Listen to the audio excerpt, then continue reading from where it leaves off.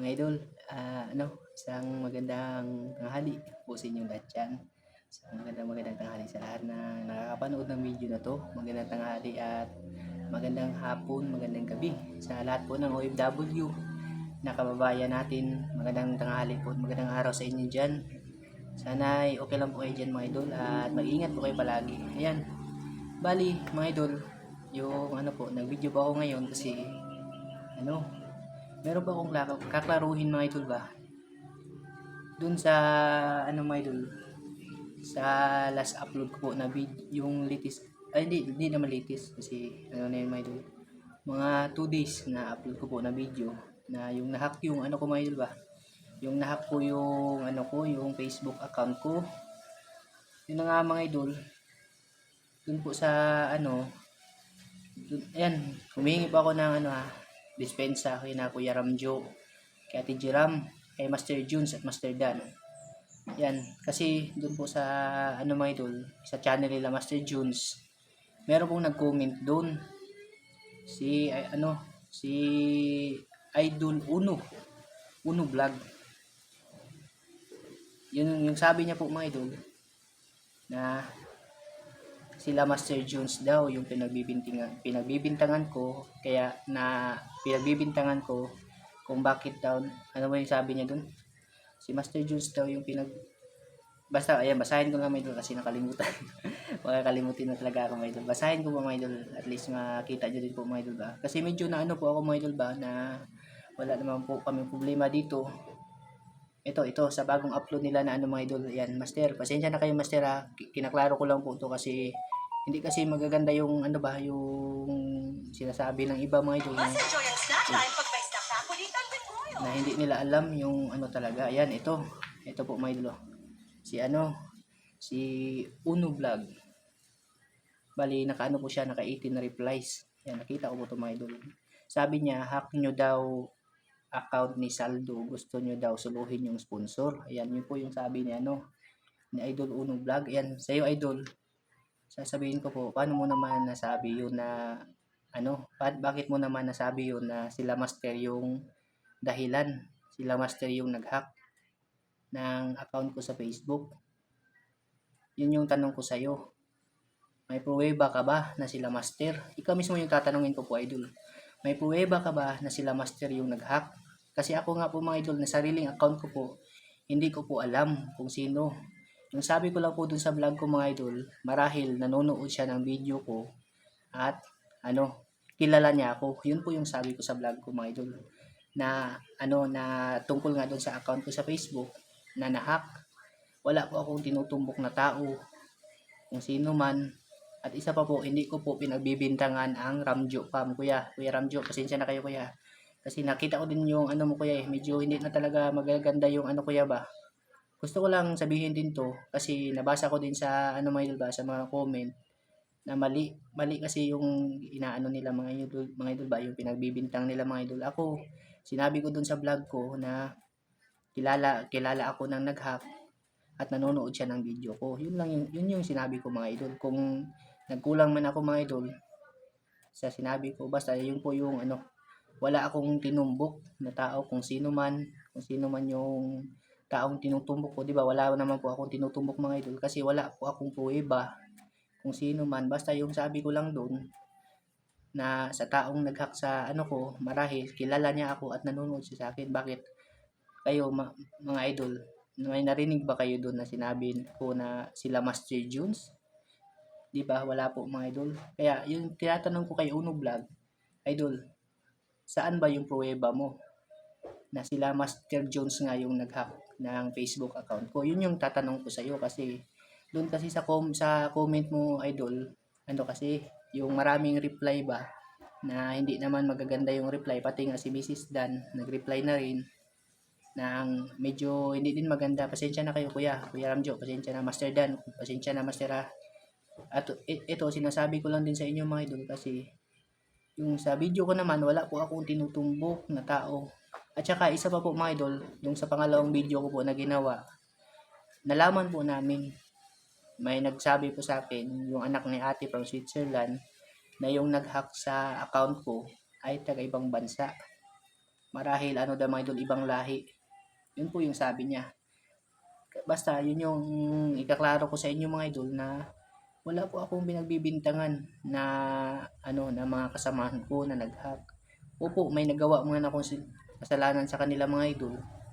Dati, pinagsisisihan ko po yun mga idol, pero sana naman, wag ano mga idol ba, yung anong tawag doon yung wag naman sana anuhin mga idol, yung na sila po yung inaano ko, kasi hindi ko po ano yun mga idol, hindi ko po ano yun na sila yun, kasi okay po kami dito. Wala po akong sinasabi na sila yun. Hindi ko din po iniisip mga idol na ba't naman gagawin nila master yun sa akin, di ba? Ano ba namang makukuha nila master? Di ba? Wala naman po mga idol. Kaya po to binibideo ko, kasi yung comment ni Uno Vlog hindi po maganda. Nag-ano ba yung parang pinag-aaway kami mga idol, na wala naman po kami ng problema dito. Nagkaayos naman po kami mga idol. Nagkapatawaran na naman po kami sa mga nagawa ko pong kasalanan sa kanila. Humihingi po ako ng tawad. Sana wag mo namang sirain yung samahan po namin idol. Kasi ano ba, yung comment mo mali. Doon sa vlog na ginawa ko, pinaro ko po na ano, na kilala ako ng taong to at nanonood sa akin. Yun yung isa kong masasabi mga idol, na ano ba, na wala akong tinumbok. May tinutumbok ba ako? At wala din akong sinasabi na taga dito sa amin. Wala po, wala, hindi po sinabi yun. Basta yung sabi ko lang, kasi yung sa Facebook naman po talaga mga idol, hindi po talaga ako marunong. Hindi po ako marunong magkalikot-kalikot sa mga Facebook na yan. Sa YouTube po kami, kasi dito po sa YouTube kami yung ano, yung nabubuhay, at dito na po kami yung kumikita para sa pamilya namin. Kaya ginaklaro ko po to, kasi ayoko po ano, yung magkagulo-gulo ulit mga idol ba, nang dahil lang isa-isang comment, tapos yung pa doon, yung sa comment pa ni Mrs. Dan, pasensya ka na Master Dan ha, kung medyo hindi lang ano ba, hindi lang ako natuwa din sa comment ni Mrs. Dan, na yung sinabi niya na karma. Oo, tanggap ko yun. Kung nakarma man ako sa mga kasalanan kong ginawa ko dati, opo, tanggap ko po yun mga idol, kasi nakagawa po ako ng kasalanan kahit sino naman po ba. Pero sana Mrs. Dan, Kuya Jo, pasensya ka na kuya kung mapapanood mo man to, Ate Jiram, ayoko po talaga ng ano ba, ng away. Ayoko ng ano, kasi mas maganda po yung tahimik, yung ano ba, yung ano natin dito. Medyo na ano lang ako sa sinabi niya. Opo, Mrs. Dan, tanggap ko yun na nagkagawa ako ng mali. Kung sa tingin mo na karma ako, tanggap ko yun, kasi mali nga yung ginawa ko. Pero sana wag mo namang isipin na sa video ko na ginawa na yun, kayo yung pinaparinggan ko, kasi hindi ko po. Nagkita pa nga kami ni Master Jones nung nakarang araw eh. Wala namang problema mga idol. Hindi naman po ganun na ano sila, kasi wala po silang ginagawa ng sama sa akin. Yung ano ko lang mga idol, na sa taong naggumawa nun sa account ko, marahil kilala, kasi hindi naman i-hack yun mga idol kung hindi niya ako kilala mga idol ba, at hindi siya nanonood sa akin mga idol. Yun lang yung ano ko mga idol. Pero wala akong tinutumbok na tao. Gusto ko lang talagang klaruhin to, kasi medyo yung comment ba na yun na nga, kasi sa comment niya na gusto daw suluhin yung sponsor. Wala po akong sinasabing ganun master. Alam niyo yan master, wala akong sinasabing ganun. Nandito nga lang ako sa bahay, nagagawa ako sa kusina namin. Yun yung ano ko, kasi gusto ko lang maklaro ba na ano mga idol, na kami po dito walang problema. At saka sa video yung ginawa ko man, wala po akong inaano na ibang tao mga idol.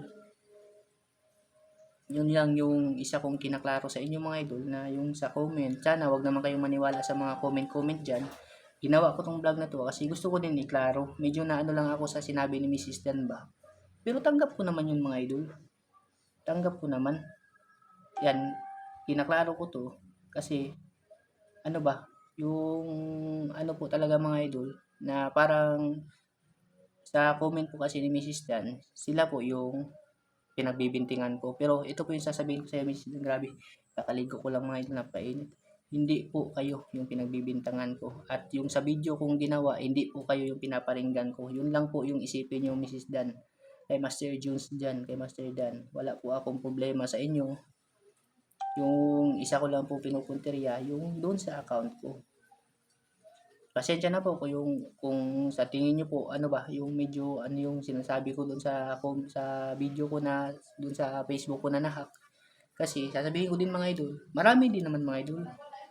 Maraming taong hindi lang doon ako na ano mga idol, na hindi lang pala ako yung nahack. Meron ng iba mga idol, million followers. Yung sasahod na talaga sila mga idol. Doon talaga ano mga idol, doon ko din na ano ba yung sinabi ni ate, anak ni ate from Switzerland na hindi mo na talaga mababawi yan. At isa pa idol, kung mababawi mo yan, mahahak at mahahak na nila ulit yun. Yun po yung ano mga idol, yun yung pinupunto ko doon. Kaya yung account na yun, hinahayaan ko na lang mga idol. Di bali na sila. Basta yung pakiusap ko lang mga idol na sana wag naman mag-post ng malalaswang bagay na ano ba, na ano pangit tingnan sa mata ng iba mga idol. Lalong lalo na po sa mga bata mga idol ba. Basta yung isa ko lang po masasabi, sa buong Ramjo Fam, wala po akong ano na intensyon na ano ba, yung tungkol sa vlog ko, yung dun sa mga comment na kayo daw po yung pinabibintangan nyo, wala po akong ano dun. Nag-video lang ako kasi ano mga idol ba, naging aware din po ako mga idol. Gusto ko din maging aware kayo kasi baka may biglang mag-comment sa inyo mga idol. Tapos yun, gamit yung page ko na yun, di ako din yung ano yung mga idol, ako din yung mapupuntirya. Kaya po ako nag-vlog ng ganun mga idol. Pero sa mga kasamahan ko po dito, wala po kami problema mga idol. Yun po, kung hindi man kami nagkakasama sa mga vlog mga idol, yun po dahil may kanya-kanya po kaming mga channel mga idol. May kanya-kanya po kaming ginagawa, may kanya-kanya po kaming content na ginagawa mga idol. Yun po yung ano mga idol. Yun po yung isang ano ba, yung ano doon. Kaya hindi kami nagkakasama. Pero wala po mga idol eh. Kung pupunta sila dito mga idol, wala po talaga akong problema mga idol. Salamat nga din ako sa kanila kasi yung dati nangyari, ano ba, napatawad nila ako yung kung ano man, kung ano man yung mananggawa ko dati, napatawad nila ako, doon po ako nagpapasalamat. Yun lang sa ano mga idol ba, sa comment nga ni Mrs. Dan, tanggap ko naman yun mga idol. Tanggap ko naman yung Mrs. Dan, huwag mong mamasamain yung ano ko, yung sinabi ko. Basta, huwag niyong isipin na kayo yung ano ko, kayo yung pinupunteriya ko kung bakit na-hack yung account ko. Hindi ko nga alam yung ano na yun. Hindi ko nga alam yung sasabihin ko po sa inyo mga idol, gumawa ako ng Facebook page pero hindi ko po alam magkalikot ng Facebook na yan mga idol kasi dito po ako sa ibang ibang platform po mga idol. Yun po. Tsaka Kuya Jo, Ate Jiram, kay Master Jones, yan, kay Day Olga, yan, humihingi ako ng dispensa sa inyo ha. May sasagutin din po ako mga idol na ano kay Master Ramil, kay Idol Katik. Tungkol nga doon sa ano mga idol ba? Ayan, sana naging malinaw pala yung ano mga idol tungkol po doon sa comment mga idol ha. Ni ano Uno Vlog idol. Sana wag mo namang gawin yan sa amin dito kasi okay po kami dito. Sa mga nagko-comment ng hindi maganda kina kuya, wag naman kayong mag-comment ng masama mga idol. Kasi tao lang din po kami mga idol ba nanghihina. Nasasaktan. Hindi po kami mga robot mga idol. Kahit social media po yung buhay namin mga idol. Dito po kami nabubuhay. Dito kami kumikita. Tao din po kami mga idol. Kung nasasaktan man po kayo mga idol, mas nasasaktan pa din po kami mga idol. Kasi kung hindi naman namin mababago kung ano man yung iniisip nyo kasi may kanya-kanya po tayong ano ba, may kanya-kanya po tayo sa loobin. Hindi naman lahat ng tao gusto yung ginagawa namin. Meron namang mga tao mga idol na ayaw ng ginagawa namin. Meron ding mga taong gusto yung ginagawa namin. Doon ko kami nagpapasalamat mga idol. Kasi hanggang ngayon, sinusuportahan niyo pa po rin kami mga idol. Basta, lilinawin ko po mga idol, wala po talagang problema sa amin dito. Sa Ramjo pa mga idol. Yung isa lang problema doon mga idol, kung hindi po kami nagkakasama, lalo na ako mga idol, kung hindi man ako nakakasama sa kanila kasi, yan mga idol, kita nyo naman mga idol. Dami ko pang gagawin dito mga idol. Doon po ako na busy mga idol. Nakakapag-vlog nga ako, gabi. Gabi po ako nakakapag-vlog mga idol. Tapos yun na nga, sinaglit kami ni Kuya Atan kasi pumunta doon siya sa isla mga idol. Pero yung ano talaga mga idol, yung makasama ako sa kanila, medyo ano pa po ngayon kasi yun na nga mga idol.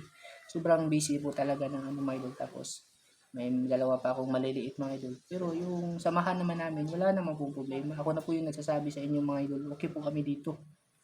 Hindi po ano 'to mga idol, okey-okey po kami dito mga idol. Bago pa lang po nagkausap kami ni Kuya Ramjo. Sana wag naman po kayo mag-comment ng masasakit do'n kina Kuya Ramjo mga idol, kasi tao lang, yun lang po mga idol, tao lang po kami mga idol. Hindi kami robot, sasaktan kami. Yan kuya, lilinawin ko lang din po kuya ha, Kuya Jo. Kung nakikita mo man 'to kuya, pasensya na din kayo kuya ha. Pasensya ka na talaga Ate Jiram, lilinawin ko lang 'to kasi yung sa mga nagko-comment din mga idol ba, oh, yan sabihin niyo naman yun, pumapatol kami sa comment. Kasi ano din mga idol ba, gusto ko lang din po na maklaro niyo mga idol, maliwanag po sa inyo yung lahat mga idol ba. Ito po yung dahilan mga idol, yung kung bakit ano mga idol ba, sa tuwing may handaan dito sa amin, binyag, birthday, kung wala po dito yung Ramjo Fam, alam po nila kuya yan mga idol. Alam po nila kuya yan at nire-respeto ko po yan, naiintindihan ko po yan mga idol. Kasi sasabihin ko po to kuya, pasensya ka na kuya, sasabihin ko po to mga idol, sila kuya po mga idol at ako, taliwas po kami ng pinaniniwalaan mga idol. Yun po yung rason dun mga idol. Ako po, kuya, pasensya na dyan kayo kuya sa mga lahat po ng ano diyan, mga iglesia ni INC. Mga idol, wala po akong balak na intensyon na masama mga idol. Kinaklaro ko lang po kasi yung iba mga idol ba, hindi nila naiintindihan, mas iniisip pa nila yung negative mga idol ba. Iba po kasi talaga yung ano, naiintindihan ko pa yun. Sinabi po sa akin ni kuya tungkol dun sa mga birthday mga idol, binyag, mga handaan, kung bakit hindi po sila nakakapunta dito. Kasi yun na nga po mga idol, bawal po sa kanila yun mga idol. At dun yun, nire-respeto ko po yun mga idol. Kaya sa tuwing may birthday man po dito sa amin, may binyag, hindi ko na lang din po sila iniimbita. Sila Kuya Ramjo, sila Ate Jiram, si Master Ramil, Idol Katik, Master Jones, kasi iglesia po sila mga idol. At bawal po sa kanila yung umatin. Ewan ko lang kuya kung tama ba ako kuya. Kasi naano na ako kuya eh. Yung sa mga sinasabi nila kuya ba na hindi ko daw kayo iniimbita. Kaya daw ano basta. Yun pa yung madahilan mga idol. Bawal po sa relihiyon nila. Tama ba ako dun kuya? Na bawal kayong ano. Basta yun po yung sabi sa akin ni kuya dati na pasensya ka na dong kung hindi man kami makapunta sa mga ganyan, sa mga birthday na yan kasi bawal sa relihiyon namin yan. Naintindihan ko po yung mga idol at nire-respeto ko po yun mga idol. Kaya kung napapansin niyo po mga idol, yung binyag ni Baby Angel, yung binyag ni anong anak ko, yung mga birthday dito, wala po sila kasi yun po mga idol. Yun po yung dahilan mga idol.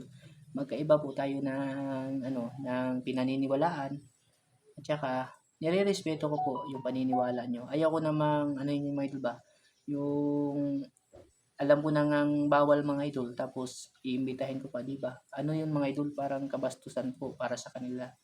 'Yun mga idol na gagawin ko 'yun mga idol. Kaya ako, nirerespeto ko po yung ano nila mga idol. Sana maintindihan niyo din po mga idol yung ano, yung sitwasyon ko dito mga idol.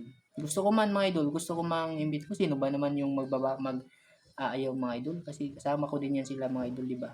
Siyempre, gusto ko din kung ano man yung meron ka yung nakakain namin mga idol. Gusto ko din po sana makakain sila. Pero yun na nga yung dahilan mga idol. Sana lang po maklaro sa inyo at wag po kayong basta-basta na lang mga idol ba magsasabi na ganyan, ganito, dahil sa ganyan hindi mo inimbita. Hindi po yung dahilan mga idol. Kuya, pasensya na talaga kayo kuya. Paulit-ulit pa akong humihingi ng tawad kung nasabi ko man to kasi meron kasing iba mga idol na hindi nila ano mga idol ba, hindi pa nakaklaro sa kanila mga idol kung ano yung dahilan ba yung bigla-bigla na lang silang magko-comment na hindi maganda mga idol na yun pa yung magiging dahilan na yung magkakasira pa kami dito mga idol. Yun po yung isang ano mga idol. Basta yun po yung dahilan mga idol. Pagpasensyahan nyo na po mga idol. Naiintindihan ko po yun mga idol. At nire-respeto ko po yun mga idol. Yung paniniwala. Kasi lahat naman po tayo mga idol. May kanya-kanya pong paniniwala mga idol. At nire-respeto ko po. Kung ano man yung paniniwala nyo mga idol. Sa inyo po yan. Nire-respeto ko po yan mga idol. Kung ano man yung paniniwala ko. Sa akin po to mga idol. Sa amin po to. At yung ano lang mga idol ba, yung isa lang ano dun, yung respeto bawat paniniwala mga idol.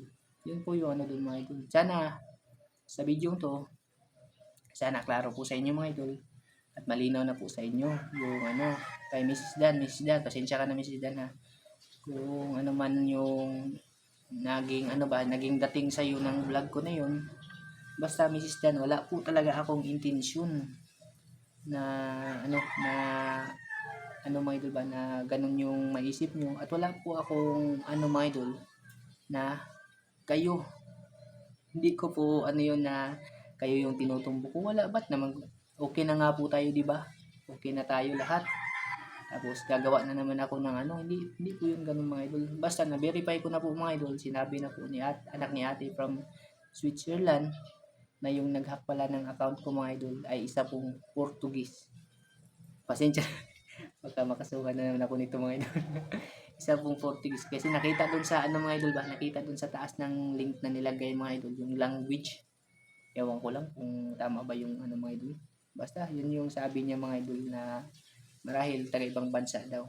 Basta kung hindi daw Portuguese, basta baka maano pa ako dito mga idol. Mayari pa ako. Basta wag niyo na pong isipin yun mga idol na yung video na yun ay ano mga idol ba, na may pagbinagbibintangan akong tao. Linag ko lang yung mga idol kasi yun na nga. Gusto ko lang talaga mga idol. Oh, marami nga nagko-comment dun, idol. Ba't ang bastos ng post mo? O, kung hindi ko po yung binidyo mga idol, di ano na lang po din yung sasabihin nyo sa akin mga idol ba? Na, uy, ano na bang nangyari kay Idol Saldo? Ba't nagpo-post siya ng mga ganito? Gusto ko lang din po mga idol, lalong-lalo na po sa mga, ano ba, sa mga sponsor na nagbibigay ng tulong para sa ating kapwa. Gusto ko po silang maging aware mga idol na yung account na kinukontak niyo po, yung Saldo Mix Vlog na page sa Facebook ay wala na po sa atin at hindi ko na po hawak. Ibang tao na po. Sana wag na po kayong mag-contact doon mga idol ha. Kasi baka ano mga idol ba, baka yung gumagamit noon, baka ano pa mga idol ba, gumawa pa ng paraan, baka yung mga ano yung mga idol mahack pa. Kasi magaling talaga yan sila mga idol. Ewan ko ba kung ano yung talent nila mga idol. Ginagamit nila yung talent nila sa mga ganyan mga idol ba. Yung pinagtataka ko lang doon, ba't nila hinak yun? Wala namang pera, wala namang income yun. Hindi naman yun ano mga idol. Basta, kinaklaro ko lang po ito sa inyo mga idol kasi okay po kami dito mga idol. Hindi man kami nagkakasama pero wala pong problema sa amin.